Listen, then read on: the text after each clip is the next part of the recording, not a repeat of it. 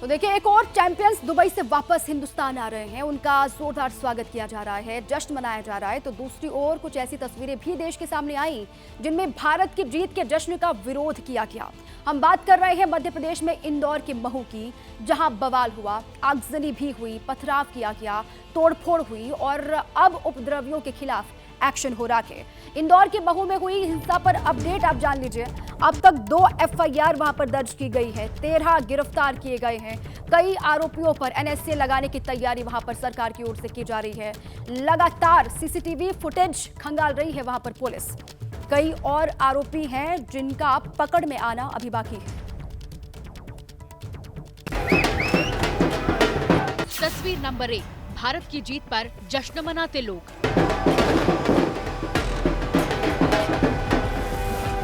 तस्वीर नंबर 2, जीत के जश्न के दौरान पत्थरबाजी।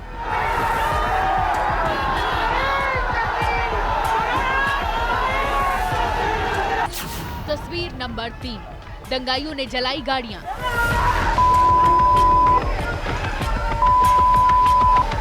और तस्वीर नंबर 4, पुलिस ने संभाला मोर्चा।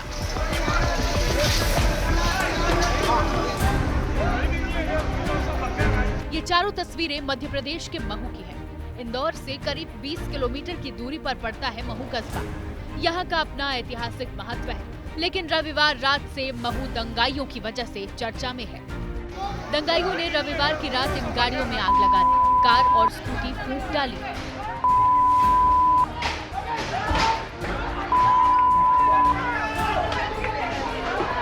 पुलिस वाले गैलन के पानी से आग बुझाते दिखे। लोगों ने मुर्दाबाद के नारे लगाए।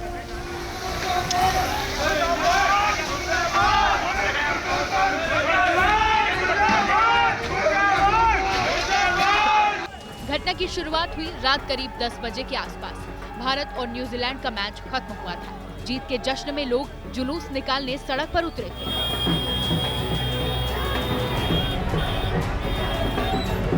किसी के हाथ में तिरंगा झंडा था तो किसी ने रौद्र रूप वाले बजरंग बली की तस्वीर का भगवा झंडा ले रखा था। भारत की जीत का जश्न मना रहे कुछ लोग पैदल चल रहे थे तो कुछ लोग बाइक और गाड़ियों पर सवार थे।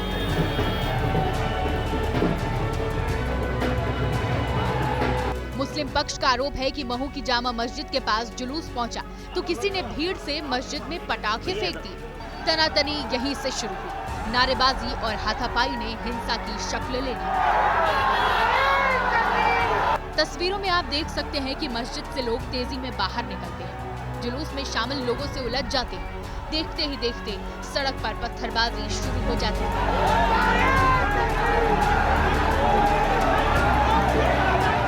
गली से पत्थरबाजी का वीडियो स्थानीय लोगों ने मोबाइल कैमरे में कैद किया है। अब इस वीडियो को देखिए।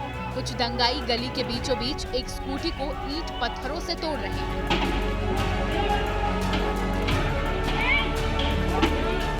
बवाल बढ़ा तो पुलिस पहुंची। उपद्रवी भाग खड़े हुए। मस्जिद के सामने की सड़क पर पत्थर ही पत्थर नजर आ रहे थे। रात को ही शहर काजी जाबिर अली ने कैमरे पर आकर दावा किया कि मस्जिद में सुतली बम फेंकने के बाद तनाव बढ़ा, जिसके बाद जश्न के जुलूस पर पत्थर फेंके गए। तरावी की नमाज चल रही थी, उसी बीच में जुलूस यहाँ से शोर शराबा करते हुए निकला। नमाज से फारिग होकर निकल ही रहे थे तो किसी ने बम अंदर की तरफ फेंका। सुतली बम था वो, और उससे पूरा धुआं उठा और पूरी सिचुएशन क्रिएट हो गई और सारे लोग पैनिक हो गए। इस तरह फिर वो बात बढ़ती चली गई। दंगे की यह खबर जंगल की आग की तरह फैली। शहर के कुछ और हिस्सों में उपद्रवियों ने बवाल मचाना शुरू कर दिया। इस वीडियो में आप नकाब वाले दंगाइयों को देख सकते हैं। चेहरा ढका हुआ है, ईंट पत्थर फेंककर घरों को नुकसान पहुंचा रहे हैं। पहचान छिपाने के लिए दंगाइयों ने अपना चेहरा नकाब से छिपा रखा। पुलिस पहुंची तो शहर में स्थिति को काबू में कर लिया, लेकिन आरोपों के तीर दोनों तरफ से दागे जाने लगे।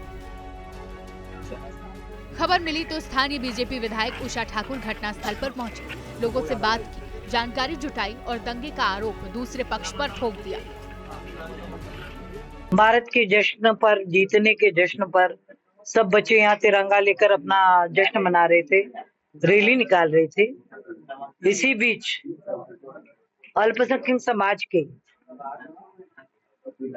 बस्तियों से भयंकर पथराव और ये सुनियोजित षड्यंत्र था। ये बहुत ही देशद्रोही और घृणित मानसिकता है कि भारत के जश्न में जहाँ का अन्न जल खा रहे हो, रह रहे हो, उसकी जीत से तुमको तकलीफ है। दोनों पक्ष के अपने अपने दावे हैं। मुस्लिम पक्ष कह रहा है कि मस्जिद के सामने जुलूस क्यों निकाला गया। हिंदू पक्ष का कहना है कि जिस रास्ते से जुलूस निकल रहा था उसे बाइक लगाकर रोक दिया गया, जिससे रास्ता बदला गया। मुस्लिम पक्ष कह रहा है कि सुतली बम फेंकने से माहौल बिगड़ा। हिंदू पक्ष सुतली बम के आरोप को गलत बता रहा है। समझ में ही नहीं आ रहा है कि ये जुलूस आखिर निकला कैसे, और दूसरी बात इस रूट से कैसे निकला। इन लोगों ने परमिशन ली थी, क्या बिना परमिशन के निकलता?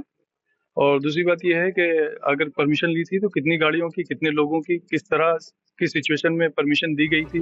सवाल तो ये कि रविवार को निकाला गया जुलूस न तो धार्मिक जुलूस था, न ही जातिवादी। जुलूस देशभक्ति का था। भारत की जीत में जुनूनी नौजवान जश्न मना रहे थे। ऐसे में परमिशन का सवाल कहां से आया? सवाल तो ये कि क्या महू में हिंसा की ये प्लानिंग पहले से की गई? दंगाइयों के साथ में अचानक से इतने पत्थर आए कहां से? फिलहाल स्थिति काबू में है। कुछ लोगों को पुलिस ने गिरफ्तार किया है। दंगा फैलाने वालों की जांच की जा रही है। और इस बीच महू हिंसा को लेकर दर्ज एफआईआर में बड़े खुलासे हुए हैं। बड़ी खबर आपको हम बता दें, महू हिंसा की एफआईआर में बड़ा खुलासा हुआ। हमला करने की पहले से प्लानिंग थी। उपद्रवियों को लेकर एफआईआर में यह खुलासा हुआ कि पहले से ईंट और पत्थर वहां पर जुटाए गए थे, इकट्ठा करके रखे गए थे, और ये सारे दावे एफआईआर में शिकायतकर्ता की ओर से किए गए हैं, जिन्हें एफआईआर में शामिल करके आरोपियों के खिलाफ अब कार्रवाई हो रही है।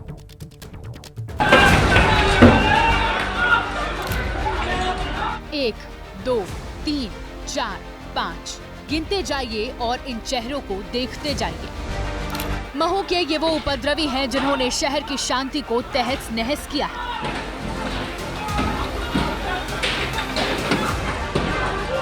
भारत की जीत के जुलूस के बाद पत्ती बाजार इलाके में इन दंगाइयों ने चेहरे पर नकाब लगाकर उपद्रव किया।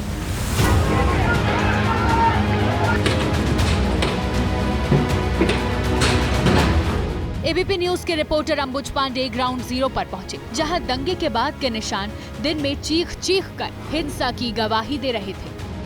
देख सकते हैं किस तरीके से गाड़ियां टूटी हुई हैं। अपने आप में ये टूटी हुई कार क्या कहानी रही होगी ये बयां कर रही है। इसके अंदर मैं चाहता हूं कि एक बार दिखाएं कि किस तरीके से यहाँ पर बड़े बड़े पत्थर पड़े हुए हैं इस गाड़ी के अंदर। ये देखिए, और ये देखिए किस तरीके से इतनी बड़ी ईंट, ये बहुत तमाम पत्थर इसके अंदर पड़े हुए हैं। इस तरीके से इसको टारगेट किया गया। महू के उपद्रवियों ने गाड़ियों में आग लगाई, दुकानों में तोड़फोड़ की। एबीपी न्यूज के कैमरे पर पीड़ितों ने आप बीती बताई। मैच की रैली निकल रही थी, उसके बाद अचानक से उधर से भगते हुआ इधर से भगते हुआ वो पथराव चालू कर दिए। ऊपर तीसरी मंजिल तक देखिए निशान दिख रहे हैं, इतनी ऊपर तक पथराव करा। यहाँ पर जितनी गाड़ियाँ थी सभी में तोड़फोड़ करी, आग लगाई। गाड़ियाँ इकट्ठी करी हैं और यहाँ थर्माकोल रखे हैं, सब जमा के फिर आग लगाई है। और यहाँ पे कोई भी दूसरा पक्ष का नहीं था। पेट्रोल बम लगा के वके हैं और आग उसी तरह लगाई गई है। जिस जामा मस्जिद इलाके में हिंसा की शुरुआत हुई, एबीपी न्यूज की टीम दिन में वहां भी पहुंची और हिंसा की हकीकत को जानने की कोशिश की।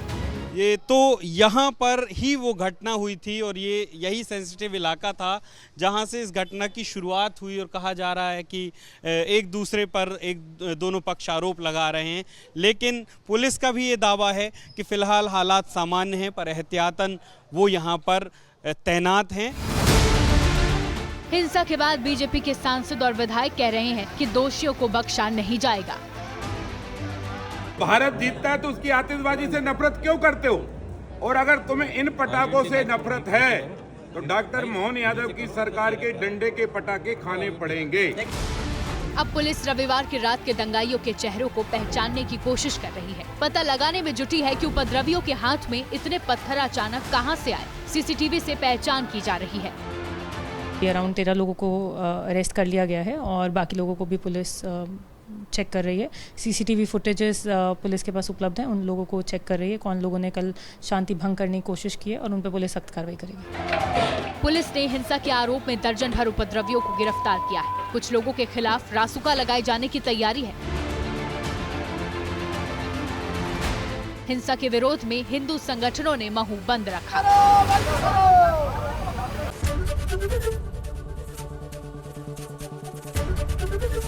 एबीपी गंगा, खबर आपकी, जुबान आपकी।